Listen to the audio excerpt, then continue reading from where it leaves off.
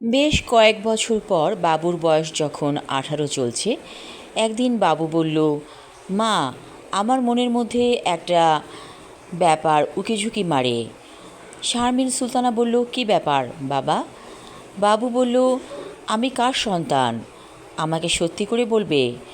আসলে বাবুকে যে তারা পেলেছে এই কথা বাবু জানে না, বাবুকে কেউ বলেনি। শারমিন সুলতানা বলল, হঠাৎ করে তোমার মনে এই প্রশ্ন উদয় হলো কেন? বাবু বলল, কে যেন আমার কানে কানে বলে যায় আমি তোমার সন্তান না, আমি অন্য কারো। মা, আমি সিলেটে বেড়াতে যাব, আমাকে নিয়ে যেতেই হবে। মায়ের বুকটা ধক করে উঠল। বলল, সিলেটে কেন? বাবু বলল, আমাকে যেতেই হবে। সিলেটের চা বাগান আমাকে চুম্বকের মতো টানছে যেন। শারমিন সুলতানা কথাটা জামাল উদ্দিনকে বললেন। জামাল উদ্দিন বললেন, মনে হয় এই ছেলে আমাদের কাছে থাকবে না, ও চলে যাবে। কি বলছো তুমি? ও চলে যাবে কেন? আমরা ওকে লালন পালন করেছি, ও আমাদের সাথে থাকবে। জামাল উদ্দিন বলল, প্রত্যেকটা মানুষের মধ্যে তার যে জন্মের ইতিহাস থাকে সেটা সে হয়তো বুঝতে পেরেছে, কোনো না কোনোভাবে সে জেনেছে আমরা ওর আসল বাবা মা নই। সেই সত্যের সন্ধানে সে এখন যাবে সিলেটে। ঠিক আছে, আমরা ওকে নিয়ে যাব, কোনো সমস্যা নেই। বাবুকে বলা হলো তারা রওনা করবে পরদিন সকালবেলা সিলেটের উদ্দেশ্যে। এই কথা শুনে বাবু তার জামা কাপড় গুছিয়ে নিল ছোট একটা ব্যাগে। সকাল হতে কত দেরি, বাবুর তর সইছে না। এইসব দেখে কষ্ট পান জামাল উদ্দিন এবং তার স্ত্রী শারমিন সুলতানা। মনে মনে ভাবেন, আসলে পরের সন্তান কখনো নিজের হয় না, এই সন্তান এখন পর হয়ে যাবে, এরকমটাই তো মনে হচ্ছে। কি আর করা। তারা রওনা করলো সিলেটের উদ্দেশ্যে। গাড়ি চলছে তো চলছে। হঠাৎ তন্দ্রা মতো এসে গিয়েছিল। গাড়িটা এসে থেমেছে একটা জ্যামে। একটা ভিক্ষুক মহিলা গাড়ির জানালার পাশে কি যেন বলছে।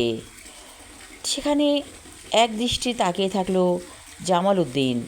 বলল, শারমিন, দেখো তো মহিলাটাকে চিনতে পারো কি না? শারমিন সুলতানা মহিলাটির দিকে তাকিয়ে দেখল এই সেই মহিলা যার কাছ থেকে তারা বাবুকে নিয়ে গিয়েছিল। মহিলাটি ইশারায় বলল তাকে কিছু খাবার দিতে। জামাল উদ্দিন বলল, ওকে গাড়িতে উঠিয়ে নাও, আমরা ওকে নিয়ে যাব সিলেটে। অবশ্য গাড়ি এসে পড়েছে সিলেটের কাছাকাছি। মহিলাটিকে একথা বলতেই সে সুরসুর করে গাড়িতে উঠে বসল। তাকে খাবার দেওয়া হলো। তার গা থেকে বিচ্ছিরি গন্ধ আসছে। সে বলল, আমি অনেক ক্ষুধার্ত, অনেক দিন ভালো খাবার খাই না, আজ খেতে পেরে ভালো লাগলো।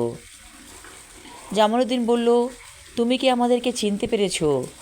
মহিলাটি বলল, কে আপনারা? আমি কেমন করে আপনাদেরকে চিনব? জামালউদ্দিন বলল, একদিন অনেক বছর আগে তুমি ছোট্ট একটা শিশু আমাদেরকে দিয়েছিলে, মনে পড়ে? মহিলাটি ফ্যাল ফ্যাল করে তাকিয়ে থাকলো জামাল উদ্দিনের দিকে।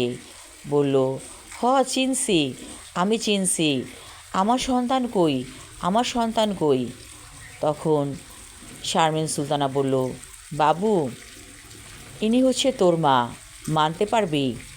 বাবু অবাক চোখে তাকিয়ে থাকলো তার ভিক্ষুক মায়ের দিকে। শারমিন সুলতানা বলল, অনেক বছর আগে সে ভিক্ষা করত, এখনও করছে, তার অবস্থার এতটুকু পরিবর্তন হয়নি। বাবু বলল, মা, ওনাকে নিয়ে চলো আমাদের বাসায়, বাকি দিন কটা আমাদের সাথে কাটিয়ে দেবে। শারমিন সুলতানা বলল, ঠিকই বলেছিস, আমরা ওকে নিয়ে যাব আমাদের বাসায়, আগে সিলেট শহরটা একটু ঘুরে দেখি। বাবু বলল, ঠিক আছে। আমি আমার লেখা ছোট গল্প এই তো সেদিন পর্ব 2 পড়লাম। পরবর্তী অংশ থাকবে আগামী পর্বে।